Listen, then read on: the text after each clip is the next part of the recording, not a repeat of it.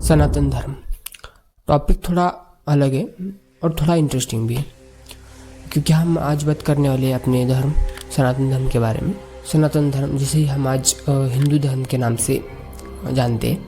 शास्त्रों में हिंदू धर्म का नाम पहले सनातन धर्म ही मेंशन था। हिंदू धर्म तो नाम बहुत बाद में जाके प्रचलित हुआ। लेकिन क्या आप जानते हो हिंदू धर्म का नाम हिंदू धर्म कैसे पड़ा? तो सबसे पहले हिंदू धर्म या सनातन धर्म का अर्थ क्या होता है वो जानते हैं। वैसे तो दुनिया में कई धर्म है, सनातन धर्म, इस्लाम धर्म, सिख और ईसाई धर्म और आदि प्रकार के धर्म। तो धर्म यानी अपने कर्तव्य रथ पर चलना या सही काम करना। धर्म को नियम और हम रूल भी कह सकते हैं। हर एक धर्म के कुछ विशेष नियम और रीति रिवाज होते हैं जिससे उस धर्म को एक अलग पहचान मिलती है। तो बात करें सनातन धर्म की, तो सनातन धर्म का अर्थ होता है शाश्वत।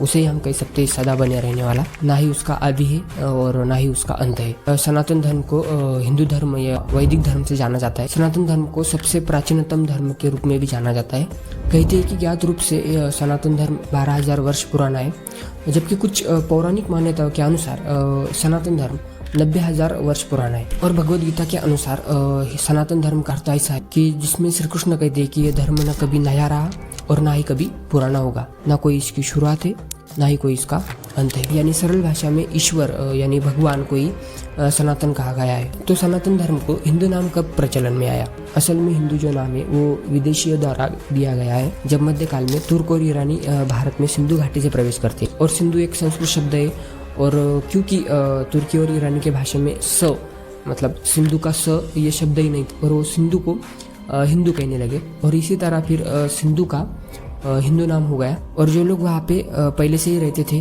तो इन्होंने उनको हिंदू कहना स्टार्ट कर दिया। तो इस प्रकार से अपने सनातन धर्म को हिंदू नाम विदेशियों द्वारा दिया गया था। तो अब बात करते हैं सनातन धर्म कहाँ से शुरू होता है। तो मतलब एक प्रकार का बेसिक्स ऑफ सनातन धर्म। तो सनातन धर्म की चीजें स्टार्ट होती है वेदों से। विशेषकर इसमें ऋग्वेद, यजुर्वेद, सामवेद और अथर्ववेद आते हैं। अगर आप इन वेदों को ऑनलाइन या ऑफलाइन पढ़ने जाओगे तो आपको पढ़ने के नाम पे सिर्फ मंत्र भागी देखने को मिलेगा, जिसे हम संहिता कहते हैं। तो समझते हैं वेद आखिर क्या है। वेद बस किताब है ऐसा तो बिल्कुल नहीं है।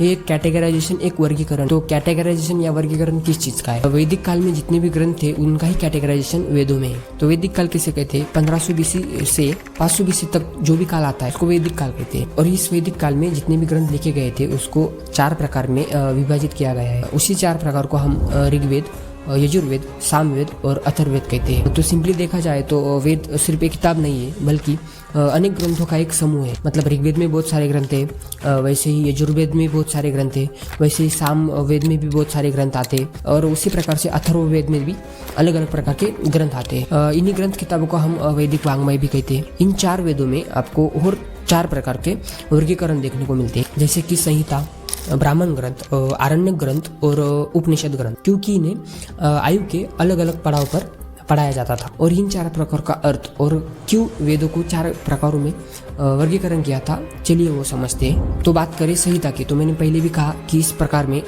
मंत्र भाग आते और भी कई प्रकार के भाग आते हैं, लेकिन मुख्यतः मंत्र भाग इसमें आता है। तो यहाँ पे हम सिर्फ मुख्य भागों की बात करने वाले हैं, नहीं तो वीडियो बहुत लंबी हो जाएगी, क्योंकि एक ही वीडियो में पूरा सनातन धर्म कवर हो इतना छोटा तो बिल्कुल नहीं है सनातन धर्म और उससे रिलेटेड बातें। और ये संहिता का जो मंत्र भाग है वो मानवीय जीवन के आयु के 25 साल तक पढ़ाया जाता था, क्योंकि ये याद करने को कठिन होता है। युवावस्था में मेमोरी बहुत तेज होती है, इसीलिए ये मंत्र भाग तब पढ़ाया जाता था ताकि आप याद कर सके। और अब बात करते हैं ब्राह्मण ग्रंथ की, तो ये आयु के 25 वर्ष के बाद पढ़ाया जाता था, यानी शादी और बच्चे होने के बाद पढ़ाया जाता था। क्यों पढ़ाया जाता था? क्योंकि ब्राह्मण ग्रंथ में कर्मकांड यानी सिंपल भाषा में आप कह सकते हैं कार्यक्रम, जैसे कि शादियों में, घरों में, इसकी शिक्षा ब्राह्मण ग्रंथ में होती है। लेकिन जब आयु के 50 वर्ष खत्म होते थे तो फिर आपको कर्म कांड की कोई जरूरत नहीं होती थी, और तब सारे जंगल की ओर, और सिंपली भाषा में आप कह सकते हो कि मोह माया से दूर निकल जाते थे। और तब आपको तीसरे प्रकार के आरण्यक ग्रंथ पढ़ाए जाते थे, जिसमें कि ज्ञान और दर्शन ऐसे विषय होते थे। और ये आपको आयु के 75 साल तक पढ़ाया जाता था कि आप उसमें परम सत्य की ओर बढ़ सके। और फिर आप आयु के 75 वर्ष के बाद संन्यास में आगे बढ़ते हो।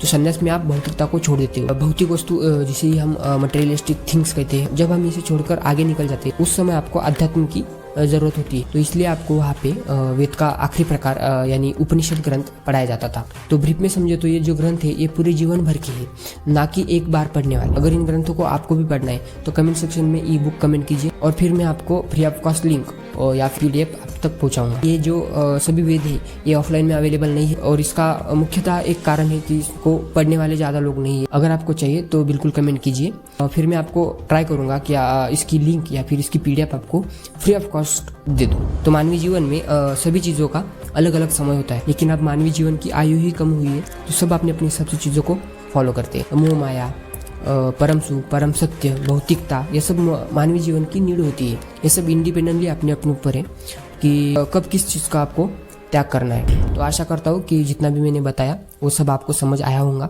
अगर नहीं भी आया है, अगर कोई आपका सवाल हो तो प्लीज़ कमेंट सेक्शन में बिल्कुल बताइए मुझे। ऐसी जानकारी देने की मैं ट्राई करता हूँ। अगर आपको भी ऐसी जानकारी अगर पसंद आती है तो वीडियो को लाइक और चैनल को सब्सक्राइब करना ना भूले। तो मिलते हैं अपने नेक्स्ट वाली नॉलेजेबल वीडियो में। Make sure to like the video, share the video and subscribe to the channel. Till then, bye bye.